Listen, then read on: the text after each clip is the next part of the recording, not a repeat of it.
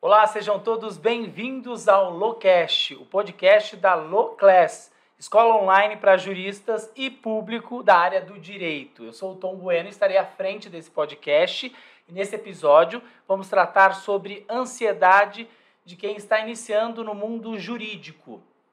E para a gente começar o bate-papo, esclarecer tudo sobre o tema, eu tenho 3 convidados especiais aqui, começando por ela, Luciana Aranaldi. Bem-vinda. Quase errei seu nome. Tudo bom, Tom? Tudo bem? Prazer recebê-la. Todo meu. Quem também participa? João Paulo Lefundes. Isso mesmo. Boa tarde, Tom. Boa tarde, Lu. Tudo bem, João? Marcel Marques também está aqui com a gente. Muito boa tarde. Boa tarde, meus queridos Luciana, João Paulo, meu querido amigo Tom Bueno. Boa tarde. O nosso objetivo aqui, então, é compartilhar informação sobre a área do direito, né? Para quem está iniciando no mundo jurídico e também esclarecer temas relevantes, como, por exemplo, a ansiedade e mesmo a saúde mental, né? De quem trabalha nessa área. E a gente tem alguns dados aqui relevantes que é importante a gente compartilhar, dados de uma pesquisa da BeTouch, uma startup voltada para soluções de saúde profissional e de empresas em parceria com algumas seccionais, né? Cerca de 19% dos advogados do estado do Piauí já foram diagnosticados com distúrbios de saúde mental, como transtorno de ansiedade, burnout, depressão e até mesmo síndrome do pânico.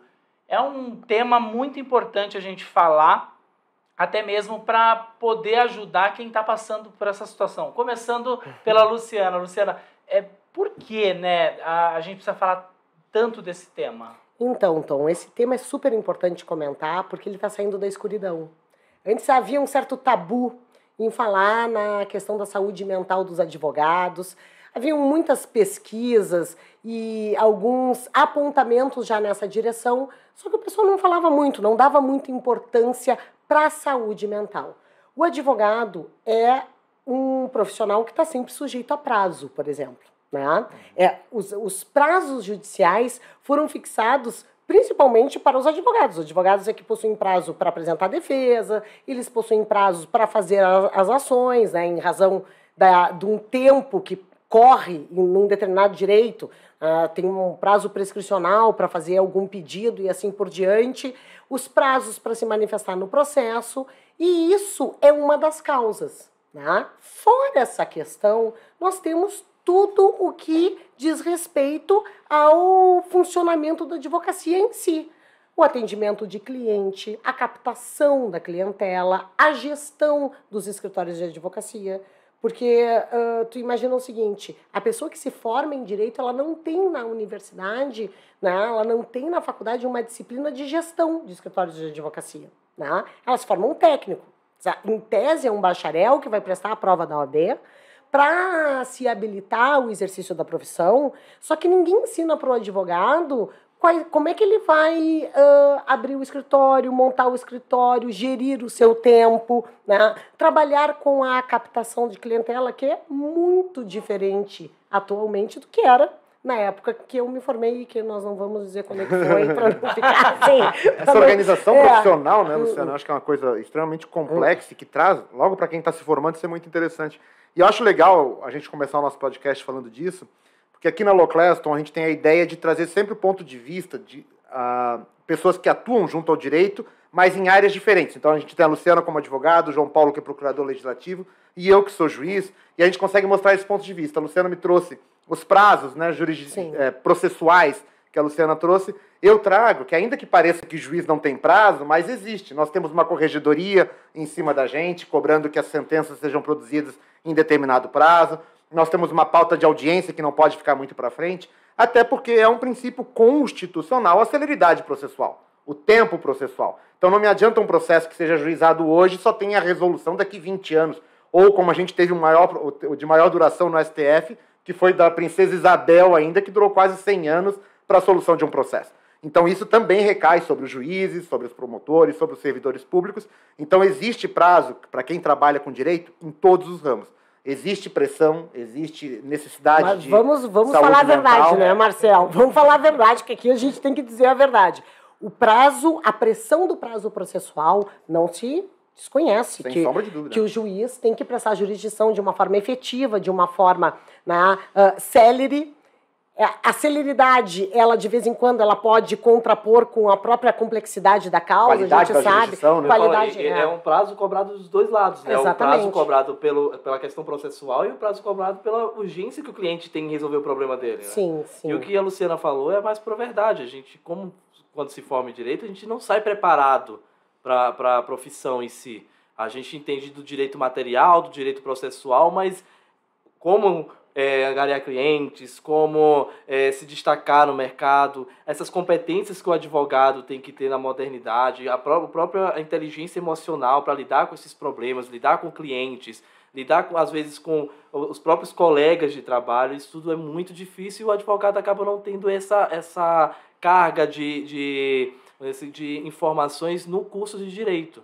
E então, tudo isso vai, desculpa, Tom, tudo isso vai influenciando na saúde emocional, né? Então, na verdade, o objetivo do Locast é fazer o seguinte: quem está chegando no mercado, né, na área do direito, né, entender quais são, né, os grandes desafios, e um desses desafios é a questão da pressão, do que isso pode refletir tanto na vida desse profissional, quanto também na forma como ele trabalha também, né? Então, o objetivo é esse. Eu acho que uma coisa interessante que a gente tem que falar é que quanto mais capacitado o profissional menos pressão ele vai sofrer, porque diante da capacitação dele, ele sente mais à vontade no ambiente de trabalho dele. Então, a ideia também é essa, a busca de capacitação, o público em geral tem que entender, né, os advogados recém-formados, ou aquele que quer prestar um concurso público, entender que quanto mais capacitado ele for, melhor a tendência de ele administrar com essas pressões, né? Eu não sei o que a Luciana acha nesse ponto, mas me parece uma realidade. Eu tenho para te dizer assim, ó, eu, Luciana, que já tenho 25 anos de formada e 25 anos na advocacia, sempre exerci a advocacia concomitante com outras atividades, com a docência, né? A docência a partir de 2005, então eu estou há 17 anos, né, como professora, há 25 anos como advogada. O que eu mais sinto de pressão justamente é por vezes, além dos prazos, hoje, na atualidade, o que menos me pressiona é a apresentação de prazos processuais. É dizer que eu tenho um dia para apresentar uma defesa ou um dia para apresentar uma determinada manifestação nos processos. O que está muito desafiador no atual momento é como a gente se comunica com o nosso cliente, né? Como é que nós precisamos organizar o nosso tempo e a nossa atividade. Porque a demanda, ela é muito grande. Os nossos clientes atualmente nos acessam por vários canais, não é somente... Antes a gente tinha um escritório tradicional com um telefone, com uma secretária que marcava o horário. Agora, nos nossos sites, tem uma linha de WhatsApp. Muitas vezes o cliente te adiciona nas redes sociais e te faz perguntas diretamente nas redes sociais. Todo mundo tem urgência. Todo mundo tem urgência para resolver alguma coisa, né? E esses desafios da modernidade e como a gente pode otimizar e separar, saber o que é tempo de trabalho, o que é tempo de lazer. E essa questão da urgência é bem interessante porque eu sempre brinco às vezes com alguns clientes, né, que ninguém gosta muito do advogado. A pessoa só procura o advogado quando aquele problema não tem mais como ser solucionado por ele. E aí quando ele vai procurar o advogado, às vezes ou é tarde demais, ou às vezes o prazo é curto demais. E aí a gente tem que se desdobrar dentro desse prazo curto para poder solucionar um problema que poderia ter sido solucionado antes. Entendeu? Então é tudo realmente uma pressão. E é como a Luciana falou, hoje a gente acaba não desligando. E se o advogado não souber lidar com esse tipo de pressão psicológica, tanto por parte do cliente, como por parte da questão processual, a própria demora do judiciário, que às vezes também vem de uma certa culpa da própria prática da advocacia em jogar vários processos, sendo que poderiam ser resolvidos de forma consensual. Então, assim, é tudo interligado. Eu trago um ponto que eu acho que a Luciana falou uma questão interessante, saber diferenciar, né, Luciana? O que é o teu momento profissional, o que é o teu momento de lazer. E eu acho que é uma realidade tanto dos magistrados, falo por mim, quanto dos próprios advogados ou outros servidores públicos, de que a gente não consegue mais desligar. Eu sou juiz 24 horas por dia. Sim. Mesmo que eu esteja fazendo, quem me acompanha nas redes sociais sabe, eu estou no meu crossfit pela manhã cedinho, eu estou jogando vôlei à noite, eu estou pensando nos processos que eu tenho que resolver. Aquilo virou uma constante na vida da gente.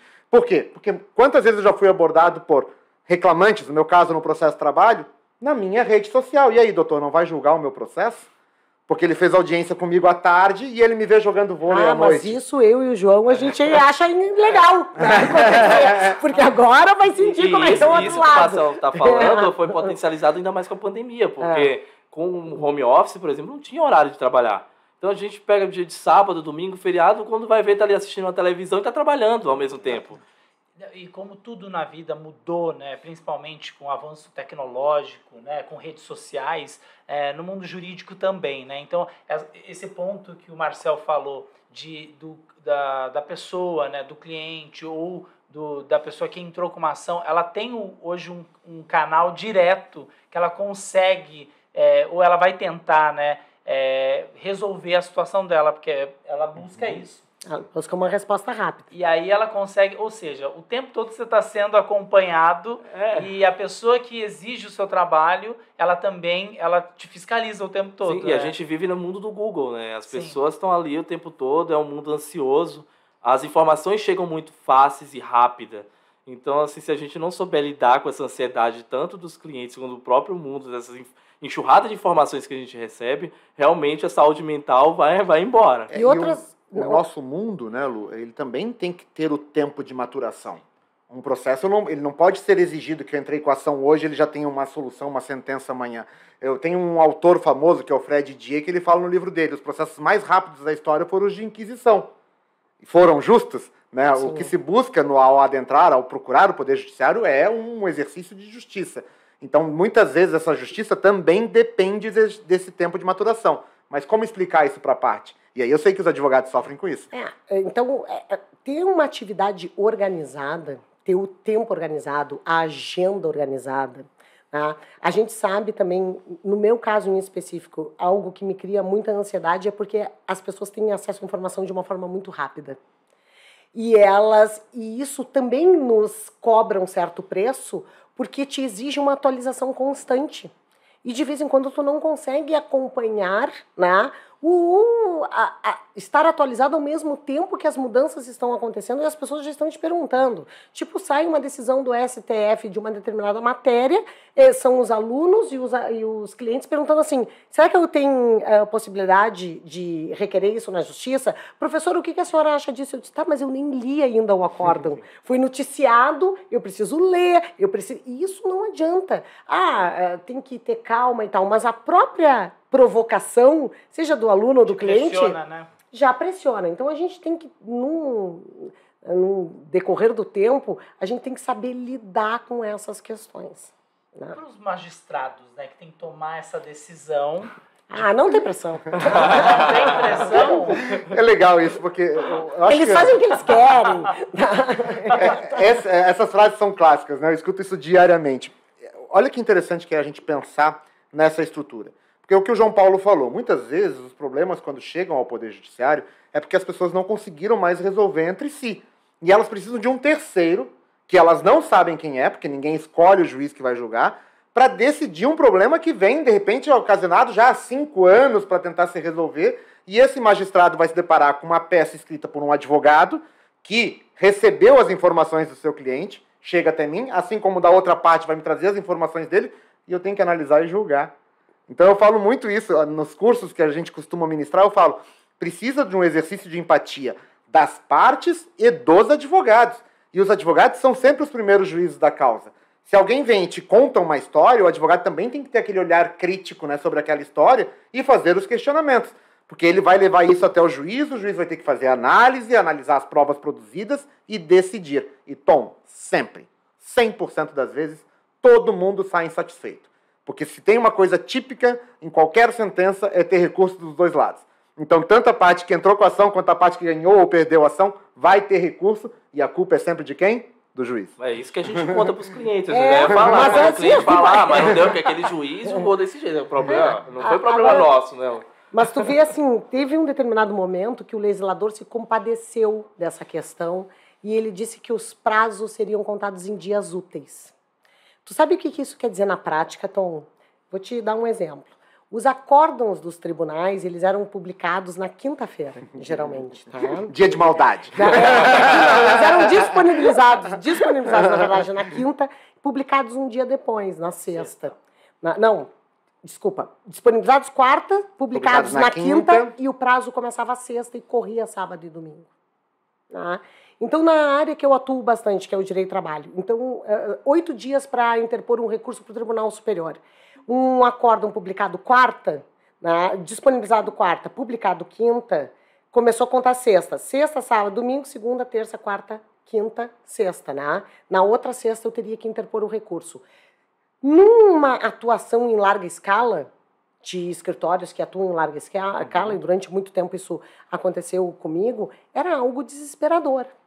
Nós temos agora ferramentas que automatizaram, nós temos inteligência artificial por trás, né, desses processos judiciais eletrônicos. Os processos judiciais eletrônicos, né, mas a publicação, a contagem dos prazos em dias úteis foi pensando na saúde mental dos operadores do direito. Tem um período de recesso, que as pessoas dizem assim, cara, o judiciário tem esse recesso, tem 2 meses de férias, o juiz tem 2 meses de férias. O juiz até a gente pode dizer que tem, né? Que é uma mamata. Sempre vai variar. Pode dizer. Mas o advogado, o profissional autônomo independente, se o judiciário não fechasse 30 dias, tu não para. Durante 7 anos eu trabalhei, nos primeiros 7 anos da minha carreira, eu trabalhei incessantemente sem férias. Eu só parava entre o Natal e o Ano Novo. E quando a gente trabalha com um seletista, trabalhar entre o Natal e o Ano Novo, tu tá contando 2 feriados, né? De vez em quando os empregados perguntam, férias é em dias úteis? E tu diz, não, férias são em dias corridos. Né? Essa questão de ter um recesso de 30 dias no judiciário é algo que também resguarda um pouco a saúde mental do advogado. Porque, eu te confesso, o primeiro período que eu tirei de férias, depois de 7 anos trabalhando, foi aos meus 29 anos. Eu fiz uma viagem para a Europa de 30 dias com o meu marido. Eu levei uns 10 dias para desligar. Eu sonhava com audiência e com processo. Eu estava em Paris e o meu marido disse assim, eu sonhei com um juiz tal. Ele disse, não é possível que tu tá em Paris sonhando com... Não é nem comigo. E não é nem comigo. Eu tô sonhando porque a audiência, porque os prazos... Eu entrava, era €1, a internet era discada e era €1 por minuto. Faz tempo isso, hein, Luciano? Faz tempo. €1 por minuto que eu pagava para me conectar com Santa Maria. O Marcelo estava lá para dizer assim, como é que tá tudo aí? Tá tudo bem? Os clientes, os prazos, vocês não perderam, para controlar. E a gente está falando de uma época em que não tinha rede social e não tinha WhatsApp, por exemplo. Mas tinha MSN. Mas tinha MSN. E é até interessante falar em rede social, porque eu fico pensando, falei mais cedo que o mundo está ansioso, a informação chega rápida, e hoje os profissionais, principalmente os mais jovens, mais antenados em redes sociais, tem agora aquele parâmetro de comparação, né? Um fica olhando o outro advogado que está se destacando na rede social. Mas os advogados mais velhos também ficam fazendo isso. E eu acho que isso é interessante, porque as redes sociais e esse padrão de comparação, a gente tem que pensar muito nisso, que isso também vai causar estresse mental, tu ficar se comparando, né? A constante comparação, parece estar sempre correndo atrás de alguém, correndo para alcançar alguma coisa. E eu repiso a necessidade de capacitação. Eu acho que capacitação, ele resolve muitos problemas. O problema eu enxergo muito isso, a Luciana como professor, o João Paulo que também está dando aula na pós-graduação, eu acho que a gente tem que começar a enxergar que a busca por capacitação, ela também causa pressão, ela também acaba te causando um estresse mental, porque você tem que estar atento àquilo ali, a capacitação hoje é feita pelo celular, pela tela de um computador, como dedicar o tempo àquilo ali, e ninguém mais fica 3 horas assistindo uma aula. Ninguém consegue ter a atenção dedicada a 3 horas daquela aula. Então a gente tem que pensar nisso também. A capacitação é importante, ela causa estresse mental? Também causa. Então vamos procurar uma forma de capacitar de uma forma mais sutil e agradável. Acho que isso é um ponto importante. Até porque a capacitação eficiente ela é importante justamente por conta dessa informação. Se a informação ela chega muito rápido, você tem esse parâmetro de comparação, até mesmo nas redes sociais, e hoje as pessoas utilizam muito desse que a gente chama de marketing inbound, né, que é o marketing de conteúdo, que é o que o advogado pode utilizar hoje. Então a gente tem que ter como profissional muito cuidado do que vai colocar com informação para as pessoas. Então, a capacitação ela é muito importante nesse sentido. E saber lidar com o tempo, né? A gente está voltando para a pergunta do Tom, né? Porque o Tom está aí. E a saúde mental dos advogados, a gente já... Mas advogado gosta de falar. Isso, tudo isso influencia. Mas isso é para vocês verem o que se faz, né? O que a prática faz com os advogados. Que é o tal do brainstorm, né? Não, porque realmente, eu vou te dizer, especialmente quando a gente começa a intensificar a atividade, saber separar um pouco o conflito que é da parte, né, daquilo, não quer dizer que tu não vai ter que desenvolver soft skills para ajudar aquela pessoa. Né? O profissional de hoje, ele tem que ser um profissional mais empático, ele não pode ser um profissional só técnico, né? Ele tem que saber fazer uma escuta ativa para conseguir identificar se atrás daquilo que aquele cliente está te trazendo no escritório, qual é o real interesse. Isso vai qualificar a tua prática, isso vai qualificar a tua atuação, mas vai exigir recursos internos. Né? E vou pegar esse teu gancho. Além desse profissional da advocacia ter que aprender a se comunicar com o cliente, mudou a comunicação dele com o poder judiciário também. Eu falei com os próprios colegas, porque hoje a gente fala muito da questão da advocacia colaborativa. Até porque a gente fala, ninguém é expert em tudo, né? Então, se você não consegue se relacionar com o cliente, com o judiciário, nem com os próprios colegas, fica um pouco difícil hoje se destacar. E essa comunicação com o judiciário, que até pouco tempo atrás era única e exclusivamente com artigos escritos, né? Peças escritas, parágrafos e parágrafos explicando, penso que hoje, com os elementos gráficos que a gente tem disponível, com as estruturas, com as ferramentas, o próprio PJE, né? Falando específico da nossa área, permite a utilização de uma comunicação muito mais eficiente.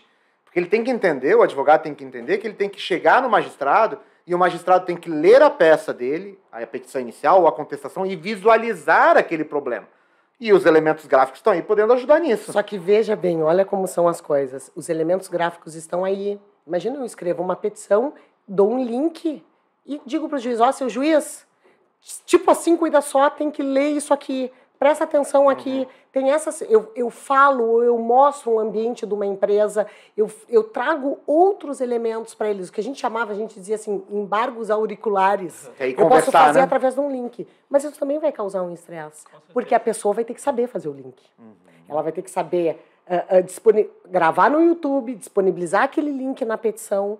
Então, tem muitos profissionais que nos dizem assim, não, vocês estão antenados, vocês estão conectados com a realidade, só que olha a ansiedade que está me gerando, porque daqui a pouco eu não estou pronto para isso, eu não sei fazer, é algo que é muito complexo, eu vou desistir.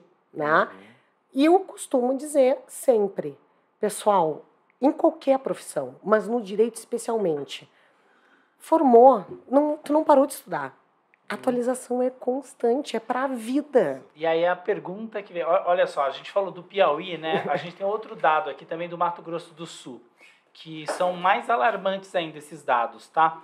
Em que 47% dos profissionais de direito relataram já ter apresentado sintomas de ansiedade e 31% dos entrevistados afirmaram fazer o uso de ansiolíticos e antidepressivos. E aí? A gente pega uma classe, né, de profissionais sem tempo, pressionados, que precisam se atualizar o tempo todo. Como se faz isso nos dias atuais? Então, eu sempre falo assim que a primeira coisa que tem que ter é um autoconhecimento. A Luciana estava falando sobre a questão das soft skills, né, porque a hard skill a gente aprende na faculdade, a gente aprende sobre processo de trabalho, processo civil, a gente aprende várias coisas referentes ao direito em si.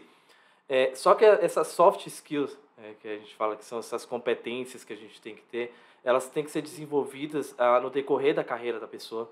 É claro, pode ter uma ajuda, sim, e agora tem que ter esse autoconhecimento, porque tem alguns profissionais que eles são muito bons, por exemplo, em fazer uma petição, utilizando ferramentas tecnológicas e tal. Tem um outro profissional que ele é bom para angariar clientes, por exemplo. Então, a pessoa tem que se conhecer, saber quais são as facilidades que ele tem, quais são as dificuldades que ele tem, o que ele precisa desenvolver como profissional para poder lidar com essa ansiedade. Tá? Então, eu acho que é uma dica que eu deixo assim, que é o não, mas é verdade, porque tem coisa, a gente não vai ser bom em tudo. Né? Mas o meu escritório é sozinho. Tá, mas então vamos fazer o seguinte, tem que identificar fraquezas, tem que identificar, tá, os pontos fortes, e a gente sempre pode fazer parcerias. A gente sempre pode fazer. Eu vou te dizer assim que alguns desafios eu já passei no decorrer da minha carreira. Eu percebi que durante um tempo funcionava muito uma forma de comunicação mais impositiva quando se trata de processo na justiça em que as partes estão sentadas em lados opostos e se tem uma postura adversarial. É aquilo que o judiciário espera, inclusive. Hoje nós tivemos uma evolução. A gente fala muito em cooperação, a gente fala muito em colaboração. Isso são princípios inseridos dentro do processo civil. A gente está em um paradigma diferente. E, digamos assim, tirar o manto, né, daquela postura adversarial e vestir um manto colaborativo não é da noite para o dia. A gente tem que treinar. E exige, né? A mudança de cultura é a coisa mais difícil que tem. Não, tanto que eu acho que uma das grandes revoluções que a gente viveu na jurisdição, e daí eu falo pelo ponto de vista da magistratura, é a ideia da boa-fé processual. Que é bem o que a Luciana está falando. O que antes era combate pelo combate, a necessidade de vencer um combate, agora a ideia colaborativa é que, de repente, o vencer esse combate é muito além do que uma sentença procedente e improcedente. E essa boa-fé processual, para que o magistrado, caso tenha que sentenciar, conseguisse valer das informações trazidas ao processo, é extremamente importante. Até porque eu sempre falo isso quando eu tomo o depoimento das minhas testemunhas, de que ela não pode mentir em juízo. Porque mentir, além de ser crime, é imoral. E a partir do momento em que eu tomar aquela mentira para tomar uma decisão no Poder Judiciário, eu vou fazer uma decisão injusta. E um Poder Judiciário que tem decisões injustas vai se perder. Então a gente tem que ter isso muito aflorado dentro do nosso profissionalismo, seja os advogados, seja os magistrados e as partes. Então, eu vou te contar uma história. Ontem a gente até estava participando de um outro podcast, né? O Marcel contou uma história, eu vou contar uma história que tem bem a ver com isso, e o Marcel vai se lembrar, porque essa cliente é do tempo que tu estavas lá no escritório como estagiário. Mas o meu marido, como defensor público, participando de uma audiência, já teve uma parte que morreu em audiência. Morreu em audiência.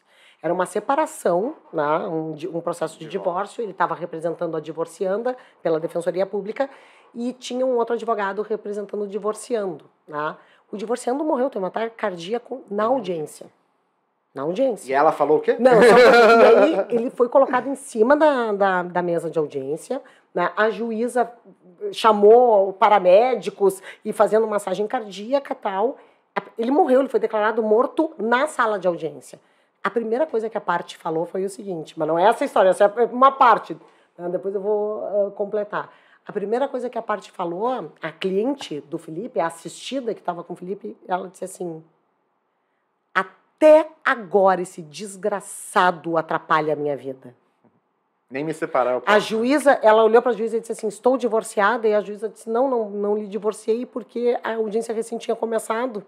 Então ele morreu, a senhora não é divorciada agora, a senhora é viúva.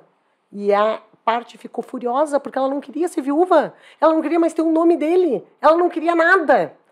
E aí eu vou te dizer o que me chamou muito a atenção. Eu fui advogada de uma mãe de santo. Né? E o Marcelo se lembra, eu fui advogada de uma mãe de santo. É ótimo. Num processo em que ela era a profissão dela. Ela se apresentava como mãe de santo. E no processo dela, foi um processo muito paradigmático até, né? A decisão que foi uma das primeiras decisões em que se reconheceu o desdobramento do benefício previdenciário da união estável não reconhecida judicialmente, né? Ele tinha duas mulheres, ele tinha a mulher e tinha uma namorada no interior.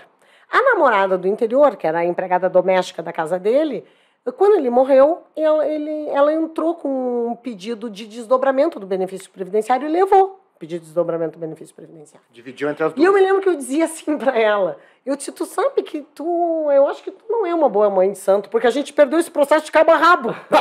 E aí ela ria e dizia assim, então tu vai ver como é que tá a vida pessoal dela, vai ver como é que tá. Só que um dia a gente estava indo para uma audiência e alguém passou mal também, esperando a audiência, alguém passou mal no átrio ali do foro, e eu fiz um comentário e ela disse assim, o ambiente mais carregado que existe é o judiciário.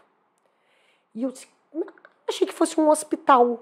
Falei para ela, você achei que fosse um hospital? Ela disse, não sabe por quê?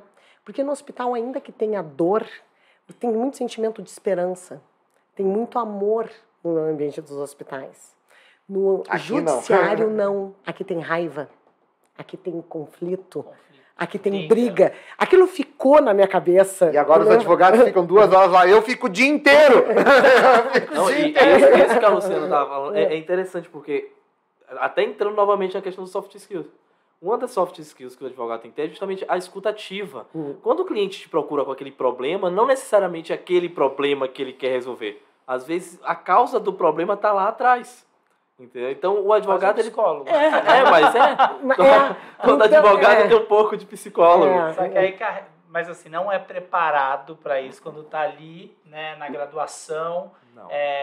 Aí vai para o mercado de trabalho e se depara com uma situação e muitos... A gente fala que é cuspido para o mercado de trabalho. É que, na verdade, assim, não é quase ser um psicólogo. É que todo mundo fala isso. Eu não sou... Tem alguns que dizem, eu não sou psicólogo, não tenho que tratar e tal. Só que agora, especialmente pela mudança do Código de Processo Civil, pela uma política judiciária de pacificação dos conflitos, o que a gente está estudando? A gente está estudando que para enfrentar o conflito, o advogado vai ter que desenvolver certas ferramentas, que são ferramentas da mediação ou da negociação. Por exemplo, eu tenho que saber ouvir o que o cliente está dizendo. Porque de vez em quando o cliente está te trazendo uma questão que é uma posição que ele tem que é totalmente diferente do interesse. E fazer essa investigação, né? Ouvir mais a fundo. Eu tenho um cliente que uma vez a gente entrou com uma reclamatória trabalhista e foi um senhor alto executivo de uma empresa que trabalhou 44 anos na mesma empresa, né? Quando ele começou a falar, ele disse, eles rescindiram meu contrato de trabalho, a rescisão contratual dele tinha dado quase 2 milhões de reais, né? Já faz uns anos isso, mas ao ele falar, o que eu identifiquei? Que o desligamento dele, ele se sentiu super desprestigiado na história dele. Como é que eu consegui fazer essa identificação? Porque eu já estava há uns anos estudando isso. Se esse cliente tivesse aparecido no início da minha carreira, eu nunca ia identificar. Era só a reclamatória, né? Era só a questão da reclamatória e das diferenças de uma bonificação. Mas, como eu comecei a estudar e me qualificar em negociação, em mediação, em resolução de conflitos, porque o advogado pode resolver o conflito não só no judiciário. Eu posso resolver o conflito numa mesa de negociação. Exatamente. Né? Mas aí eu vou ter que ter outras habilidades. Se lá na faculdade eu sou ensinada como fazer a petição inicial, como ir para uma audiência, como falar com o juiz, eu também vou ser ensinada a como ouvir, a como identificar interesses. Né? Só que essas ferramentas não estavam dentro do direito. Por isso que tem tanta resistência. E olha que legal isso que a Luciana está falando, porque é exatamente isso. A gente já comentou aqui 2 pontos interessantes. Essa comunicação dos advogados com os magistrados, né, dos novos formatos de comunicação que é possível. E agora a Luciana traz essa necessidade de reconhecer esse tipo de situação, se capacitar em conciliação, mediação, nessa escuta ativa. E nada disso está na graduação. Você não encontra. Hoje ainda existe uma evolução, tal, mas até 2 anos atrás não se falava disso na graduação. Então nós temos muitos advogados que estão no mercado de trabalho, que estão atuando sem essa capacitação. E eles vão ter que procurar isso em algum lugar, porque isso vai ser necessário para o exercício da profissão. Entende? Então, onde achar também? Eles têm que procurar isso. Né? Onde achar e como administrar esse tempo. Sim. Né? E aí eu queria que vocês falassem um pouquinho sobre a Loclass. Né? Ela vem com esse objetivo, né? Eu acho que isso é um dos pontos principais da Loclass e eu dou muito valor a isso. Sem sombra de dúvida, pós-pandemia, a gente passou aí quase 3 anos vivendo essa loucura da pandemia, do se guardar, do se cuidar para sobreviver. E a gente descobriu, Tom, que o que a gente tem de mais precioso na nossa vida é o tempo. É o tempo com a família, é o tempo com os amigos. Lá em casa é o tempo com o Tião, é o tempo com o João Paulo. A gente viu que o tempo é o que a gente tem de melhor e mais precioso. Então, eu quero me capacitar, eu quero. Só que eu tenho que dedicar o meu tempo, um volume de tempo que me capacite, sem precisar que eu fique 1 hora, 2 horas na frente de um computador. E a Loclass traz isso. Um dos pontos chaves da Loclass é o seguinte. Nós temos aulas? Temos. 5 minutos.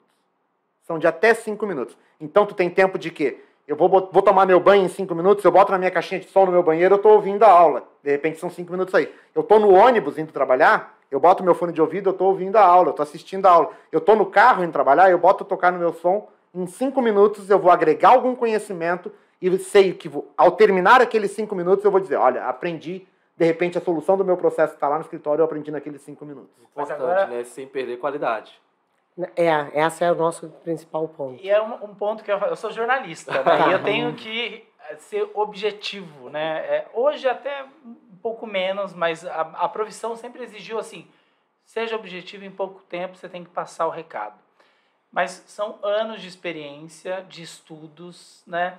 Como fazer isso, né? Para que a pessoa que está vendo, né? Está se capacitando, consiga absorver todo um conteúdo em 5 minutos. Esse é o nosso desafio e a nossa proposta na Loclass.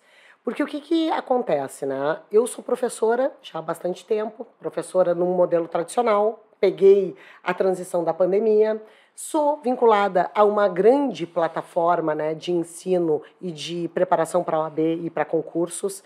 A gente está vendo como é que o mercado se movimenta, né? Até porque existe uma realidade de deficiência, por vezes, né, na absorção de certos conteúdos.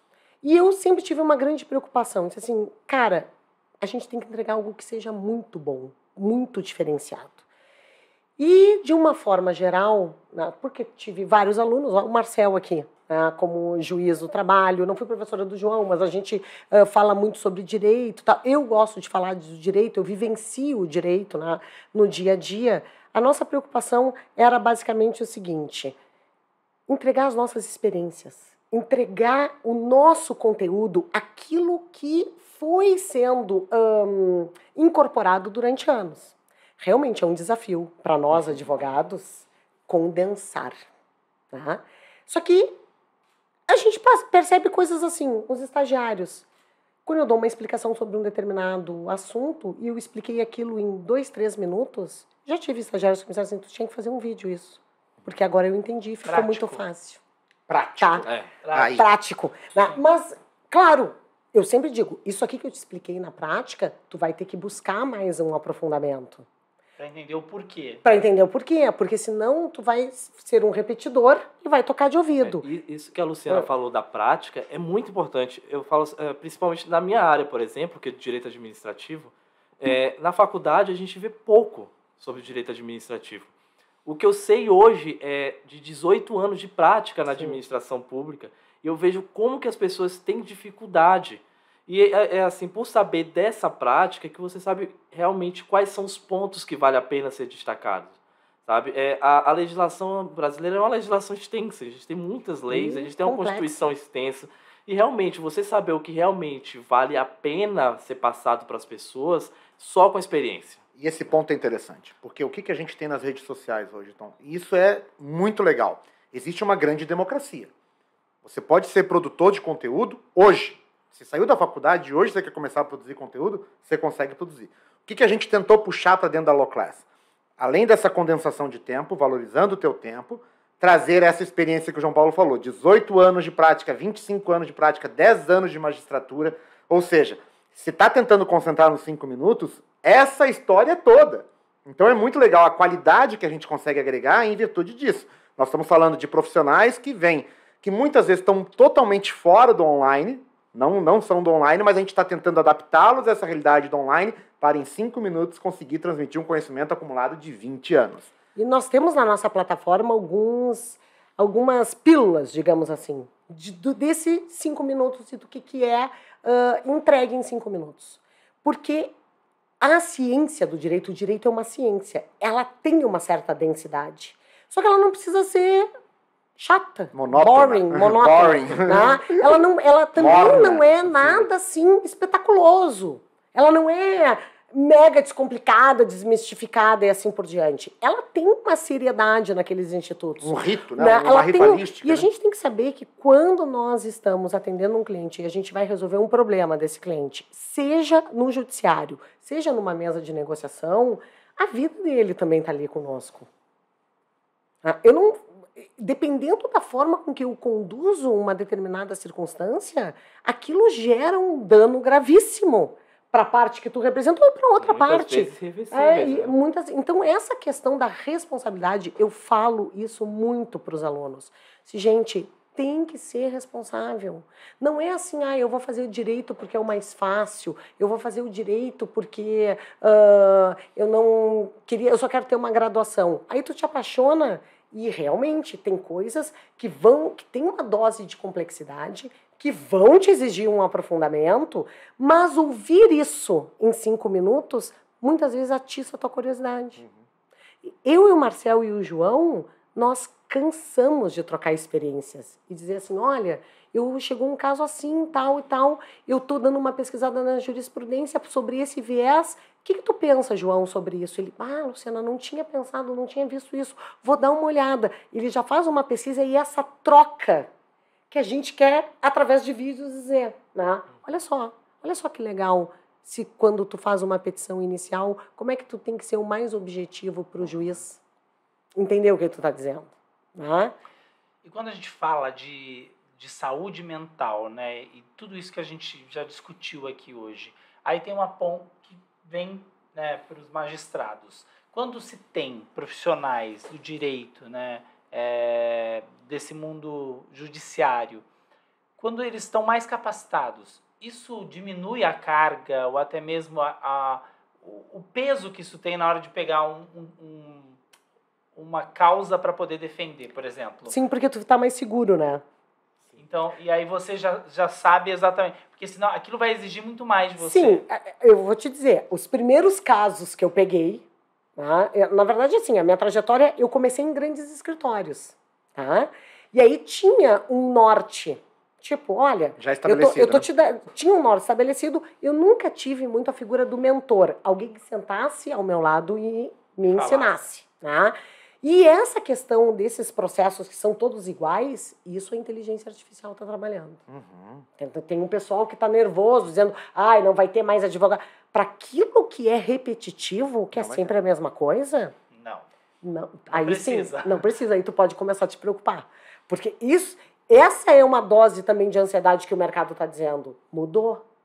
Não, e tem aquela questão, né? O profissional, assim, o estudante de direito, ele sai da faculdade, vem com estresse da prova da OAB. Da prova da OAB, de TCC, de pós-graduação. Depois da prova da OAB, eles perguntam, e aí, vou fazer o quê? Eu vou abrir um escritório, não vou abrir escritório, eu vou trabalhar para alguém, não vou trabalhar para alguém, vou fazer concurso. Começam todos aqueles questionamentos, até de saber, eu vou me especializar em direito de trabalho, vou me especializar em direito administrativo, porque... Quando ele sai da faculdade, ele quer ter o retorno financeiro também daquilo. Precisa, né? E o retorno financeiro do direito nem sempre vem rápido. Quase nunca.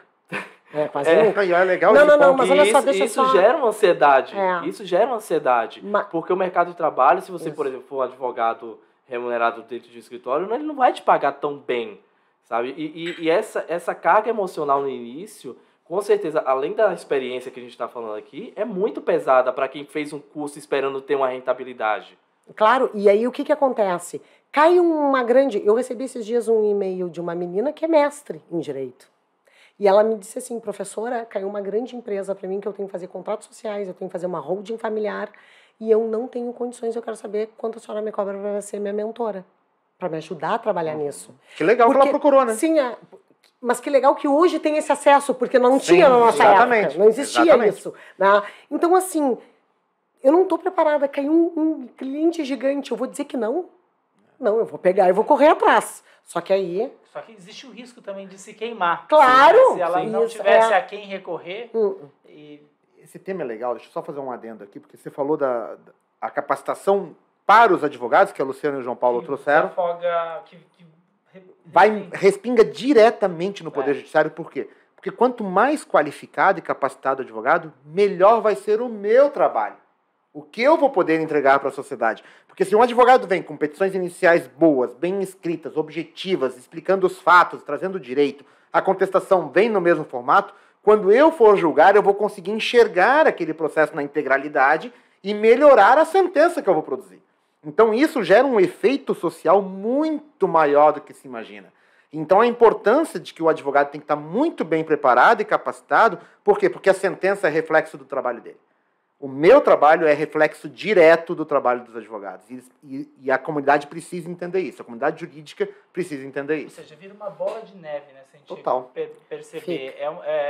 De um lado, né, os profissionais de direito, ali do direito, que estão sobrecarregados, que às vezes não...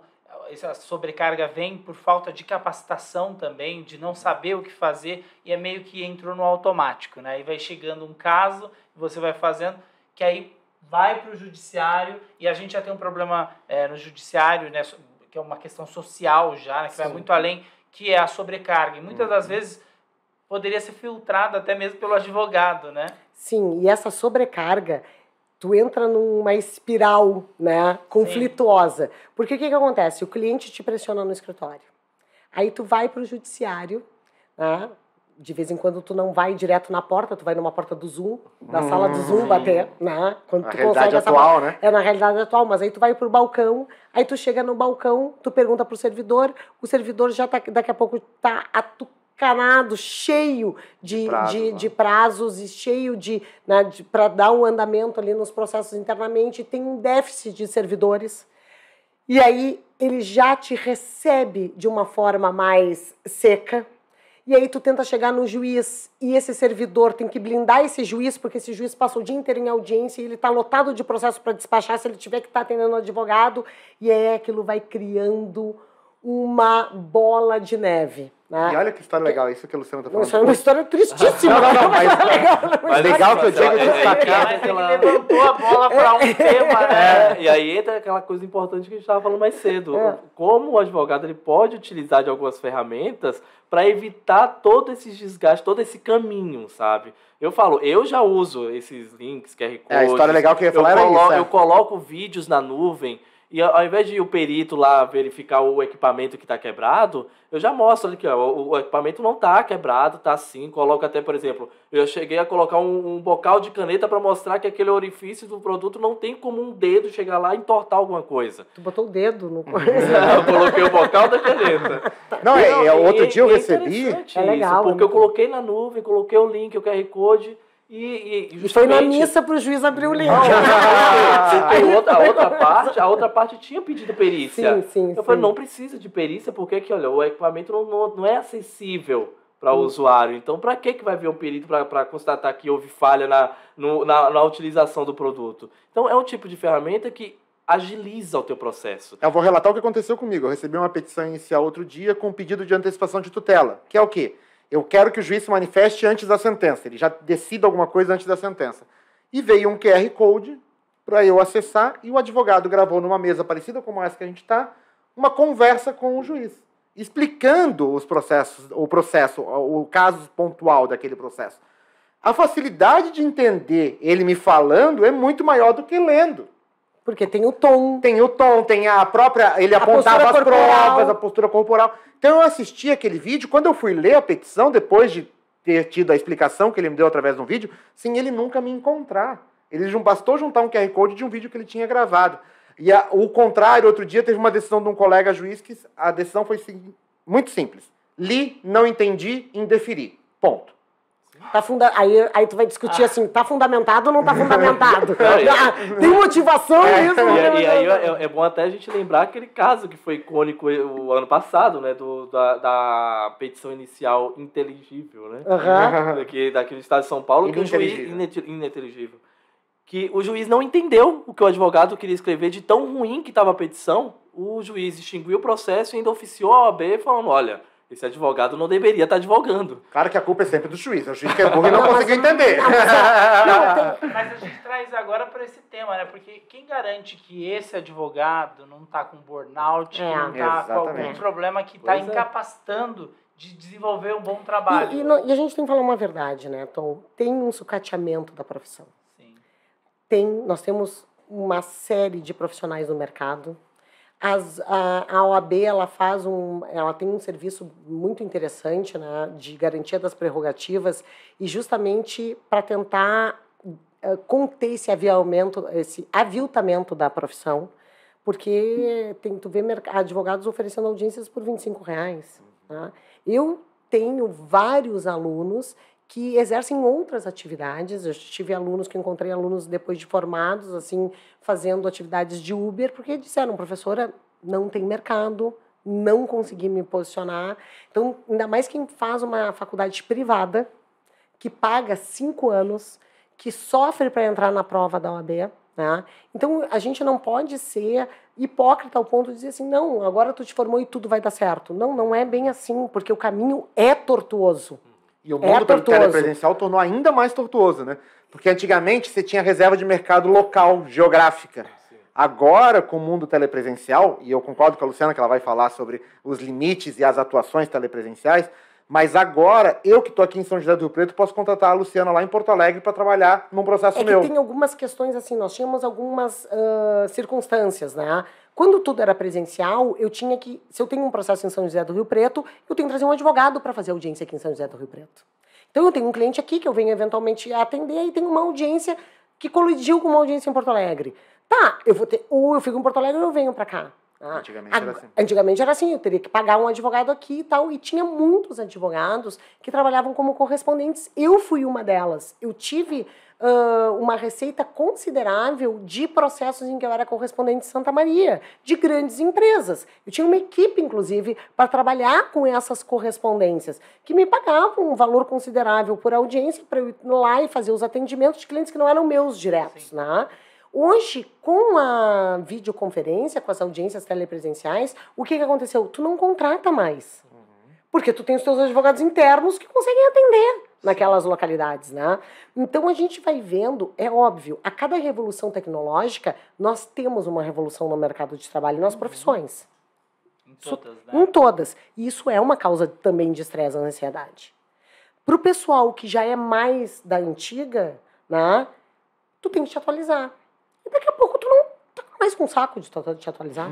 Tu não quer mais. Hoje a gente já vê na rede social advogados mais velhos, alguns doutrinadores também entrando no meio digital para se destacar. Não, então tentando. Aí tu diz assim, ó, eu tenho colegas que chegam para mim e dizem, Arnaldo, eu não sei se eu vou conseguir fazer o que tu tá fazendo. Eu não sei nem se eu consigo fazer o que eu tô fazendo. É uma causa de estresse. A gente passa a ser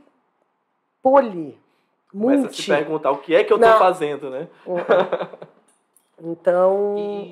Mas quando a gente fala, né, da pandemia, antes você expunha, fazia... Você é professora, né? Mas isso a pandemia trouxe também, né? Para todas as áreas, na verdade, mas para o direito também. Essa coisa de se capacitar de uma forma que você não precisa sair da sua casa ou você consiga acompanhar aqui numa plataforma que te ofereça... E acesso a universidades mundiais, né? Exatamente. Então, mundiais.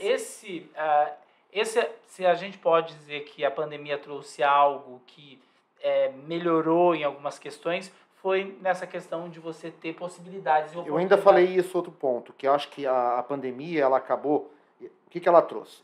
Como a Luciana falou, grandes institutos vieram para o online, promovendo essa capacitação, e querendo ou não, cria uma democratização. Sim.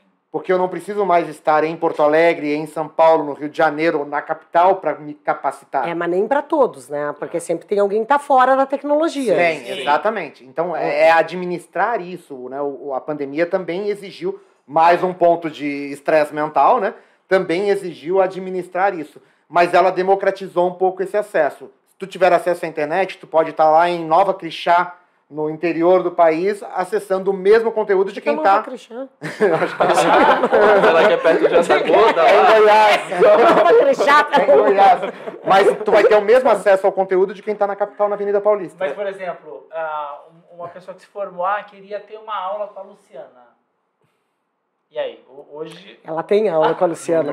Aí acontece de vez em quando que ela encontra a Luciana pessoalmente e diz assim, eu tive uma série de baile, você me decepcionou. Mas eu acho que isso tem dois lados também, porque o que acontece? Como essa capacitação também está aí para muita gente faz só para ter a capacitação e não acaba aprendendo de fato. Entendeu? Então é muito comum hoje você ver vários profissionais pós-graduados em alguma coisa e tal, mas quando você vai ver na prática, ele não tem todo esse potencial do que o curso deveria ter passado para ele. Sempre tem ganhos e se tem perdas, né? É claro, tu vai me dizer, o presencial ele é substituído totalmente pelo EAD.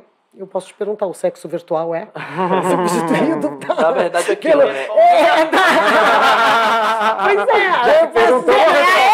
posso dizer, pô. Pelo menos ainda não, né? Não sai, daqui a pouco vai ser no metaverso. Porque tem isso. Pô, eu tô agora me sedimentando no online, eu tô legal, eu tô bem no Instagram, eu tô procurando, tô tendo meu espaço. Ai, não, mas agora não é mais o Instagram, agora é o TikTok. É o metaverso daqui a pouco. Assim, E agora é o metaverso. O importante é que assim, o conhecimento realmente ele tá aí para quem quer realmente aprender. Sabe? Isso que é importante, a democratização que o Marcel falou. É para quem realmente quer aprender, o conhecimento está ao alcance por conta da tecnologia. Mas também é aquela coisa, né? Como todo mundo está querendo ser tecnológico, todo mundo quer estar nas redes sociais, o cuidado em escolher da onde tirar essas informações também tem que aumentar.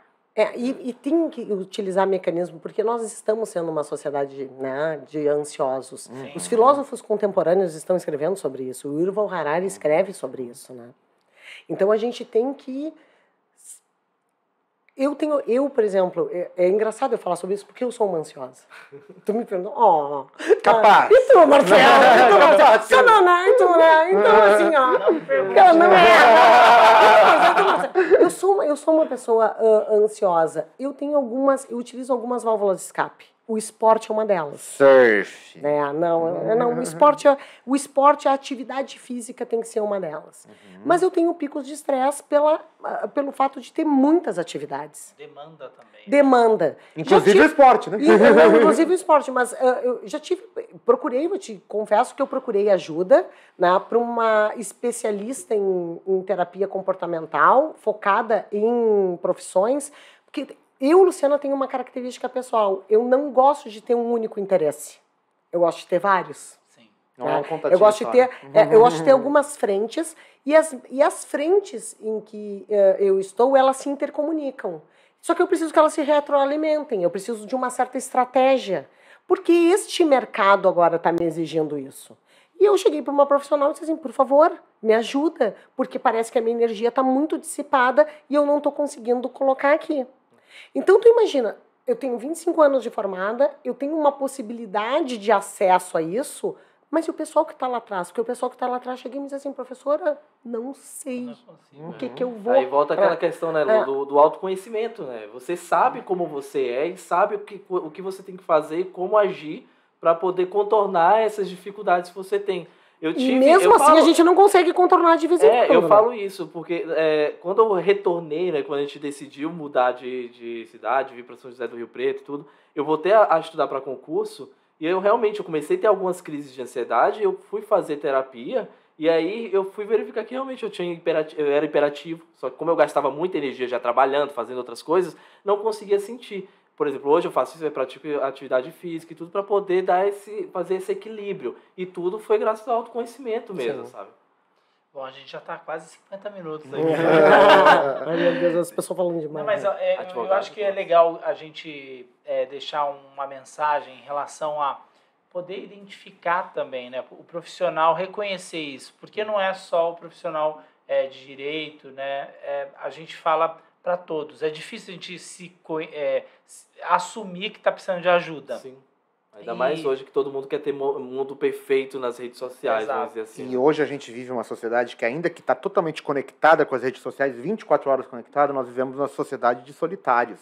Sim. Então, muitas vezes, o que demonstra essa necessidade desse toque é alguém da família ou algum amigo, alguma coisa, vai dizer, olha, não tá legal, como é que você tá, o que você tem que fazer e tal. Então a gente tem que voltar a se comunicar também nesse aspecto, né? Falar disso, não apenas como é que é a vida fora dos stories, né, Luciano? E a vida fora dos stories. Como é que tá, entende? Como é que é? Até porque as redes sociais também é esse movimento que a gente tá vivendo, né? Hoje são 15 segundos. Né? 15 segundos e já perdi o interesse. Eu vou passando para outro e para outro. E em 5 já tá passando o stories, né? Tu não assiste nem os 15 segundos ou ali, no né? TikTok mesmo. Exemplifica bem. É o vídeo rápido para eu ver sobre tudo em pouco tempo. E saber filtrar também o que é aquele falso sucesso, né? O falso guru, que parece que a vida é perfeita e nem tudo é perfeito, né? Todo mundo eu brincava muito que com as petições longas que o João Paulo comentou, né? Às vezes pega uma petição lá com 40 laudas, eu falo assim, doutor, imagina, o Twitter eram 140 caracteres. Agora é permitido mais no Twitter, mas quando o Twitter lançou eram 140 caracteres. O Zé me escreve 40 laudas para falar sobre o tema, entende? Vamos fazer o seguinte, chegamos ao fim, então. É muito legal poder bater o papo e esclarecer, né, um tema tão importante para todos, na verdade, para a sociedade em si, especificamente para quem é do mundo judicial aí, do direito. Queria que vocês deixassem uma mensagem em relação a tudo que a gente falou aqui.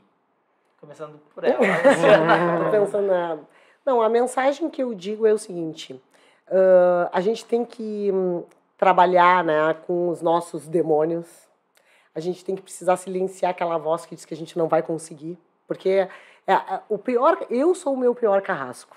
Isso não tem dúvida nenhuma, assim, eu sou extremamente exigente comigo mesma e passo a ser exigente com os outros. Então, o que eu deixo de mensagem? Eu deixo de mensagem o seguinte, pessoal, persistência, né? Calma, tentar respirar, tentar identificar no que se é bom, porque a gente não é bom em absolutamente tudo. Né? Tem algumas questões que a gente trabalha melhor do que outras, então é isso aí. Sejam persistentes, tenham conteúdo, busquem conhecimento, né? E fora disso o céu é o limite. Né? João Paulo. Eu vou nessa linha do Luciano do autoconhecimento, porque eu acho isso muito importante, sabe? As pessoas têm que entender as suas dificuldades, procurar se capacitar, procurar onde eu consigo informações. Eu falo assim que a gente tem que ser realmente mais colaborativo. Eu sempre tento ajudar, por exemplo, as pessoas que me procuram, eu sempre tento também procurar ajuda em pessoas que eu confio tecnicamente, e isso faz diferença. O que a Luciana falou é fato, ninguém sabe tudo, e mesmo que soubesse tudo amanhã não vai ser tudo. Só se fosse a Lucy, né? Só se fosse a Lucy do filme. As coisas evoluem, as coisas mudam, então o conhecimento ele tem que ser uma coisa perene, né? Não pode ser uma coisa pontual, você ter... Eu falo assim, a gente tem que ter então a gente tem que ter essa humildade profissional e saber que a gente precisa estar antenado tanto na atualização quanto nos próprios colegas de trabalho. Sabe? Sobrou para finalizar, né? Eu vou pegar um pouco do que a Luciana falou, essa questão do autoconhecimento, que é extremamente importante, que o João Paulo refrisou, inclusive. A busca pelo conhecimento, mas eu acho que eu vou um pouco além. Busquem tempo de ser feliz. Encontrem tempo para ser feliz. Então, vocês precisam, todo mundo precisa se capacitar? Precisa. Vamos dedicar o tempo necessário para a capacitação, mas que eu consiga também ter tempo para não fazer nada, para ficar com o tião, para jogar vôlei, para ir para o crossfit. Tem que ter esse tempo também. Até porque, tendo esse tempo, o teu tempo de capacitação vai render muito mais. E a Loclés vem com essa ideia. E quando a gente fala em qualidade de vida, eu uso sempre essa palavra que você usou, felicidade. Qualidade de vida é ter felicidade, é poder fazer o que você tem vontade de fazer. Sim. E não apenas o que você é obrigado a fazer. Eu li um livro esses dias muito legal que ele dizia assim, ó, que a depressão ela não é a ausência de felicidade, né? Não foi isso que esse livro disse. Ela disse assim, ó, que a depressão não era a ausência de felicidade, mas a ausência de vitalidade. Porque essa foi a frase. Porque nós não somos felizes o tempo inteiro. Sim. Não somos. E esse é o problema da sociedade hoje. Eles acham que você tem que ser feliz o tempo todo. E outra coisa, a gente mas tem que buscar ser o máximo possível. E tem que ter tesão pelo que se faz. Quando a gente não tem mais tesão pelo que se faz, aí a coisa fica mais difícil. Acredito que Locast está proporcionando isso. Felicidade. Pelo menos a gente está promovendo a reflexão, né? Quero agradecer a presença de vocês. Obrigada, aqui. Tom. E até a próxima. Até mais. Até mais.